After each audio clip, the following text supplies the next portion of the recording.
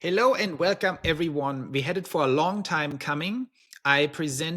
First time I presented my financial model on Tesla share price and the way I'm looking at the stock. I'm modeling out Robotaxi, Optimus, and the core business, but also how I apply my pretty unique and new way of discounting for risk, right, in a new model in November last year, so 2 months ago or something. And since then, there were some important updates, and people also asked me if I can go into some more details. So we are going to do that today. So this video will be only for the geeks who like tables and numbers and want to understand how I get to my $10,900 share price.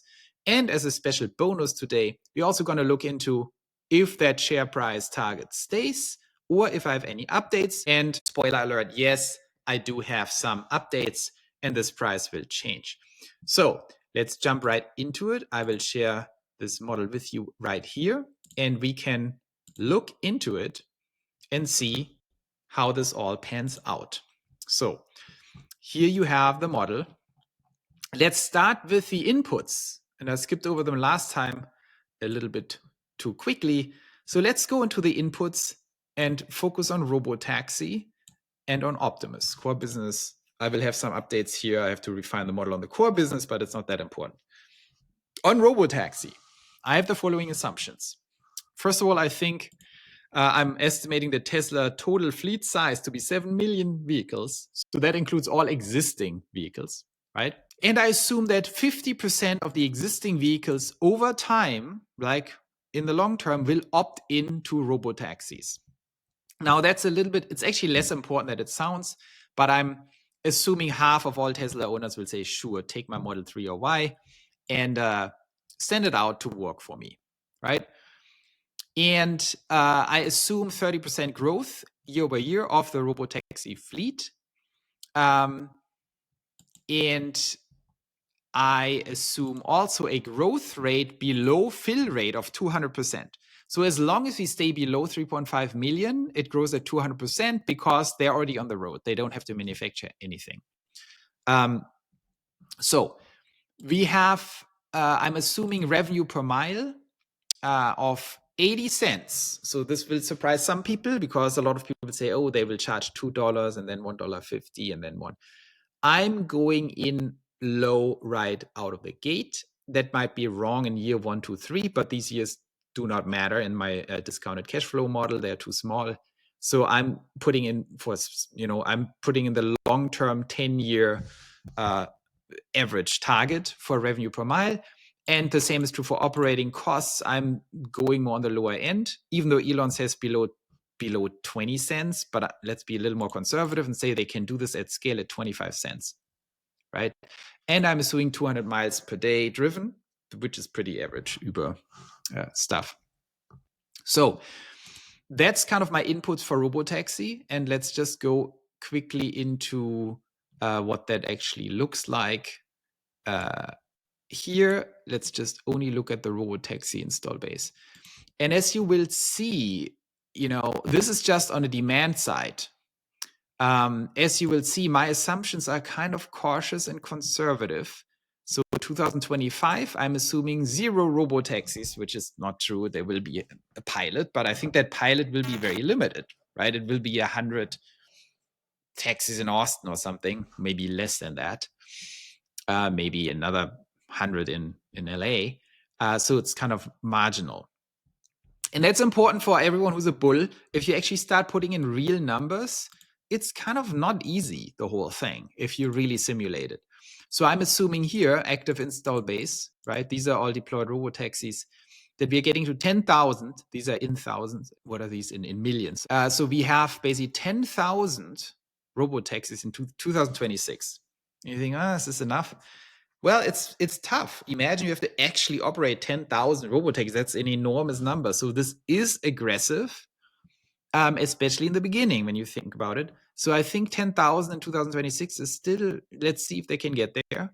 I think then they have to grow cautiously, right, to 20,000, and then to 100,000 in 2028. And then I go into the model and apply these growth rates we discussed, 200%.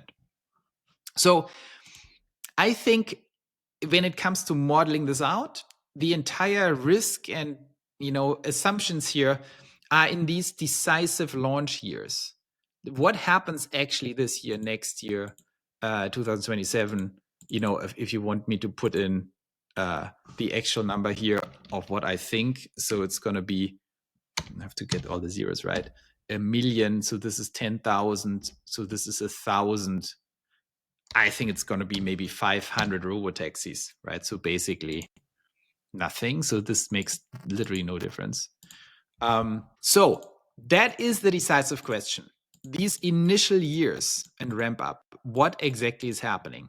And of course, it's easy to say like, oh yeah, in the end, they will have all these robotaxis. So as you can see, I assume in 2040, they have 230 million robotaxis on the road, which I think that's actually reasonable, right? Once you're off to the races, it's very hard to see where this ends, because once robotaxis are actually working flawlessly, you can have hundreds and hundreds and hundreds of millions of robotaxis, because they replace buses, they replace all kinds of local transit, they replace all taxis and Ubers and cars. So this is an insane business once it works. But this is very complicated, and you need political buy-in, which Elon is getting very good at. But what I'm saying is all in the beginning. So my model is really depending on this here. What is that initial number in 2028 we get to, where we kick off this 200% growth? Can we kick it off by 2028, real large-scale scaling, or not? And these are my assumptions. So, you can think about it. Do you agree with me that we are getting to 100,000? If that is the case, you basically see here how this is reflected in the share price. In 2025, on a DCF level, 10-year look ahead profits of Robotaxi based on the inputs, I have a $230 effect on the share price. In 2026, 410, 650, and so on. Now that includes, by the way, the risk. So this includes the risk discount.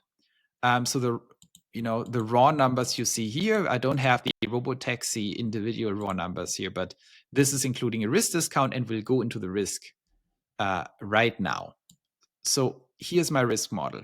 The risk model, so first of all, for you to understand what I mean with risk discount, there is a non-risk discount, there's an interest discount in the discounted cash flow model, and I have the discount rate here. I'm assuming 7% discount rate, and some people say it should be 12, whatever. Like the discount rate in a discounted cash flow model means how much worth is the company today, assuming the next 10 years of profit, projected profit. So my model is very conservative. I say that a company is worth as much as the amount of profit it makes over the next 10 years, discounted by some discount rate. And that's a very conservative perspective. You could even argue it's 15 years, and these numbers change very dramatically. But I think 10 years is conservative. I like to be conservative about these things. It's always good to outperform on the upside here. But so the discount rate of 7%, not to be confused by the risk discount. Just a basic outline what this discount rate means. Why do we have a discount rate? Simple math. Imagine you have money, you have $1 million, and you get 50% interest on that $1 million, right? And if so basically you have $1 million, and end of next year you would have $1.5 million. That's like the internal rate of return you're making. That's your discount rate. What does it mean? Why do you need it? What if I tell you I'm going to sell you the right to, $1 million to $1.5 million end of next year? So there's a contract that says, you know what, you can buy this contract from me, and I'm paying you 1.5 million end of next year. How much would you pay me for that? And then you use your discount rate and say, well, I would not pay you 1.5 million to get 1.5 million in 1 year. Because if I have $1 million today, I would have 1.5 million in 1 year. So I'm going to pay you something below 1 million. Because you discounted it by your internal discount rate. And that's why you want it, right? The money in the future is worth less normally than money in the presence. And so if over the next 10 years, Tesla makes whatever, $20 trillion in profit, how much would you pay for that profit? And that's the value of the company today. And in order to compute that, you have to discount each year by the discount rate over the years to that year. And that's the formula behind it. So that is not to be confused with the risk discount. And the risk discount is a totally different type of discount that I'm adding on top of that discounted cash flow. So the discounted cash flow for Tesla's stock price, you see that here. So on a non-risk discounted cash flow level, my share price target for 2030 would be 17,000. If we don't change anything. For 2025, it would be 1,000. But I have this risk discount. And so this raw share price, raw DCF model includes your discounted cash flow and the interest rate discount. Now, the risk discount is something very different. And I overlay that here. This is a very simple model, but most analysts don't use models like that. So they don't even have that simple model. And that simple model is basically saying, what is the chance that what I'm saying up here, right? What is the likelihood or probability that these projections, that these demand projections do not happen? So if I say, oh, we are at 100,000 robotaxis in 2028, what is the odds that this is just not happening? And let me explain in a second what it means that it's not happening. But there is a certain risk, right? If I say there are 100,000, I project 100,000 robotaxis in 2028, but I think there's a 50% chance that this doesn't happen, that they fail, then the entire value of this should be discounted by 50%. Again, think about money, a simple money question. If I say it's 20 trillion or robotaxi is 5 trillion, in profits, in discounted profits you get, but there is a 50% chance that you don't get it because they will fail. How much is it worth? And the answer is, well, it's 5 trillion times 0.5 probability. So if I say you could make 5 trillion, but there is a 50% chance you won't make it, how much do you pay me for that? And the answer is 2.5 trillion. And so that risk is, of course, extremely important to put into your share prices, and no one does it except for me. So here's how I do it. I'm basically taking each major revenue stream. I only have Optimus and Robotaxi in here because the core business, I don't think there's any risk attached to. I mean, you could attach a risk to the projections, but my projections are conservative, so I leave that out. But in Robotaxi and Optimus, I want to basically think in an expected case, what do I think happens? That's my projection. And then I say, what is the risk that projected case does not happen? And for Robotaxi, and I split this risk up to be a little bit more, I don't want to say, oh, it's a 47% chance it doesn't happen, right? I want to be a little more high resolution. Why do I think that? So I break it down into subcomponents of risk. What is the probability that the competition, like Waymo, pushes Robotaxi off its course? And I'm saying 5% because Waymo is a joke for many reasons. I think Waymo has no chance of competing, but I'm saying like, okay, let's put in a 5% chance that Waymo or maybe whoever else becomes a problem and delays that whole thing. It's 5%, it's super low. Key man risk. What's the risk that something happens to Elon? God beware. 2%. I think if you look historically, this just never happens. When was the last time an important CEO or pioneer was, incapacitated in some way or the other? I cannot even recall a single instance where this happened. And of course, people will now point out to the United Healthcare CEO assassination. It's a very tragic thing. I'm not going to comment too much on it. But if you look at the share price of United Healthcare, that was one of the most revelatory things I've seen. When this poor guy got assassinated, the CEO of United Healthcare, the stock went up 0.2% or something. There was like zero impact on the stock, which tells you a lot of things about corporate America and its leaders. So they have zero impact on the stock. Normal corporate CEOs are completely irrelevant. They have no impact on a company because they don't do anything. Very different for Elon. So the question is, when was the last time a Steve Jobs, a Jensen Huang, a Mark Zuckerberg, Bill Gates, the very important people who actually do something with their companies, was incapacitated? And it never happened for some reason. I don't know why. So there's a low risk here. Technology risk. So we are going now into actually manipulating the model a little bit because I think things have changed. I put a 30% technology risk, which is pretty high, on Robotaxi, saying like, I think there's a 30% chance that because of technological delays, they're not getting there. They are not getting to my projected demand, right? So when I say they get to 100,000 active Robotaxis by 2028, I'm saying because of technology risk, they have a 30% chance that they're not getting there. So I want to now live update this model because I think because of version 13 that came out after November, I want to lower this to 15%. Boom. So the risk goes down. The product and demand thing, I think I keep it at 5%. 5% means what is the risk that no one wants robotaxis at these prices? I think it's just non-existent, this risk. If you actually throw robotaxis into the market at 80 cents and undercut everyone else by over 50%, they will order robotaxis. So I think the demand risk is very limited. The demand risk is more the question at scale, but I don't see any significant demand risk. And then political and regulatory risk, 15%.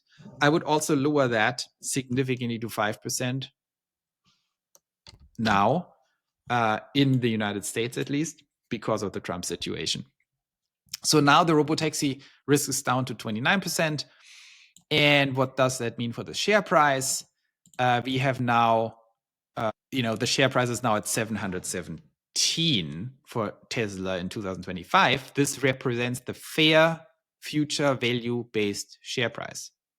So what the share price should be based on DCF models and this risk. And so if we go back here, before I did that, the share was at 635. So there's a significant increase in the fair share price for Tesla if we do that. Robotaxi went up from 230 to, after adjusted for risk, after the risk adjustment, to 313. So there's a significant addition to the share price because we are lowering this risk. By the way, how you compute that is you basically have the inverse. Here's the probability. So this is just 100 minus this. And that's how you actually compute these things, right? So you have to basically multiply these probabilities into that to compute how they actually, add up. That's how I think about Robotaxi, and that's my updated price model. If you look at 2030, you see that now my expected price goes up from 10,900 to 11,600, which would be my new price target for 2030. The reason, by the way, I'm saying that it's not unreasonable to think that Tesla goes above 1,000 in 2025 is that people are not that dumb. And if they see this model and build their own models, and the fair share price of Tesla is 717 in 2025, which is 10 years looking forward in profits. But they know if this continues this way in 2026, it's going to be 1,300. They are going to pull forward some of the share price into 2025. And I think these kinds of models that are more realistic about the future that Tesla is building, Wall Street will be forced to adopt models like this more and more in 2025, because the power of YouTube and X is just too high. You have super smart analysts like CERN, Bashar, for example, and we all agree on certain things, right? There are similar models out there, some different assumptions, but they arrive at similar numbers. Wall Street cannot look so dumb to ignore these models, because the reality will set in. We publish all these models, we are right about it, and so if you're constantly right and they're constantly wrong, and we call them out all day long, they have to adapt our models. And that's not just in terms of numbers, it's also in terms of methodology. I think this kind of risk assessment here, which is very bare bones, but no one does it, will become more and more a necessity for people, because you're just wrong if you don't do it. I mean, this just reflects reality better. So I'm pretty confident Wall Street, at least on Tesla, will have to adapt to models like this and become more accurate in its predictions. So then we have Optimus. Let's just go quickly into Optimus just for fun. I'm assuming 1 million pre-orders for Optimus once it's commercially available. That's pretty much a random guess, but I think it's going to be probably more because everyone wants an Optimus. And if this sells for maybe 40,000 initially, I think there are way more than 1 million people who want a $40,000 Optimus. So this will be pre-orders, and then we have a ramp of 200% a year until the pre-orders are filled, and then growth after that of 100% per year in perpetuity, because Optimus is a crazy situation. I think the Optimus COGS long term will be 10,000, because when you really think about how expensive it is to build an Optimus, this is just very cheap. I think initially it will be at 20,000, and then very quickly, once they reach like a few million run rate per year, they will drop this to 10,000 roughly. I think the ASP of Optimus long term will be 20,000. They want to keep it relatively cheap. And the robot as a service fee, the annual fee for Optimus, I think will be $10,000. It will be below 1,000 per month. And I have reasons to believe that. I think when you look at advanced industrialized nations, the cost for a kind of simple factory worker that is skill trained is between $50,000 and $60,000. And you want to undercut this by 80% for maximum adoption. And this is pure margin. So some people say this will be much higher priced. I don't think so. I think they are going for scale, and they're going to be very aggressive, and they're going to offer Optimus robots for 12,000 a year to undercut any worker by 80% or something. And on the demand side, here's how I see Optimus. I think in 2026 we will see 10,000 sales. And I think in 2027 we will see 100,000 sales. So these are, of course, the critical assumptions here. How right or wrong am I on these critical assumptions for the launch?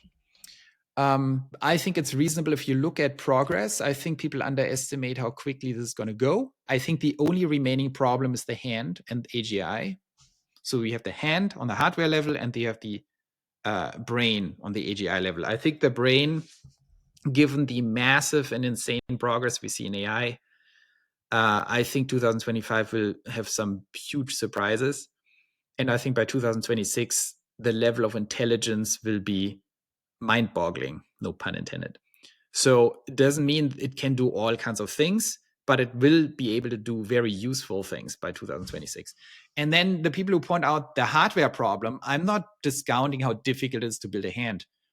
But you always have to consider, I will do a video on that, like how powerful Tesla is as a profit production generation machine as we speak, right? They just randomly came in the deliveries, which dropped the share by like 7%, some insane thing.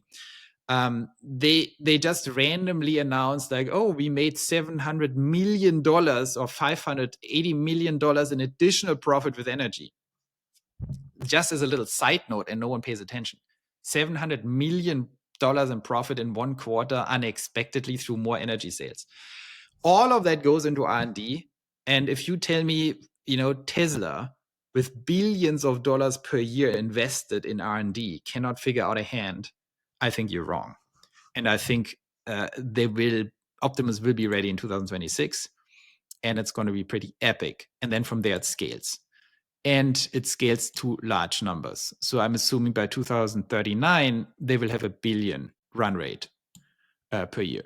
I think everyone is underestimating how insane this is going to be because of the economic pull for this. If you tell people they can hire or buy workers for $12,000, and you tell the Japanese and the Koreans and the Germans that, the market pull will be completely ridiculous. So if you project that then into the DCF model, Optimus DCF here, into the share price, boom, here, you see my predicted share prices. So you see Optimus is overtaking Robotaxi very quickly as the biggest contributor to the share price by 2026. With our updated decreased risk for Robotaxi, Robotaxi still leads in 2025, adding $300 to the share price. Core and energy here is so low, by the way, because I'm using a super conservative discounted cash flow model. And there you have it. Optimus then grows pretty aggressively and leaves Robotaxi in the dust by 2030 and adds most of the share price. So that is the model for now. And if you maybe one last word about the risk, how it splits, I think competition, I think it's much higher, the risk, 3 times higher than at Robotaxi, because there is competition in China. I think figure one, whatever. I do think we will be able to decrease that risk also significantly this year. There's just too many factors that make Tesla very hard to beat on the robot side. Keyman risk is the same. Technology risk. I don't think there's very high technology risk here because I'm so optimistic or bullish on AGI. Product and demand, of course, there are 10 million little problems we have to overcome, like how all these manufacturers actually train them and everything. I will have a video on that too. But I mean, when you really think a big picture, the demand risk might be a little higher than Robotaxi because Robotaxi is such a no-brainer. Just order your Robotaxi. Here are many complications, but the economic pressures on the market to adopt this are huge. And then political and regulatory, I think, again, because the economic pressures are enormous on countries to adopt this very quickly, that will overcome national security concerns. And the national security concerns on robots play in Tesla's advantage because who are the competitors? China. What do you not want? You don't want 100 million Chinese robots running your economy. That's just insane. So I think that's just another reason why Tesla has enormous legs up on a global level, because the main competitor, China, no one wants Chinese robots to control the economy. So that is my take. This is my model update. I hope you enjoyed that. And if you have any questions, let me know. There will be continuous updates on this model and both risk and technology and demand projections. And I hope we will hear more from you what you think about these things, what your questions are, and hope to see you very soon.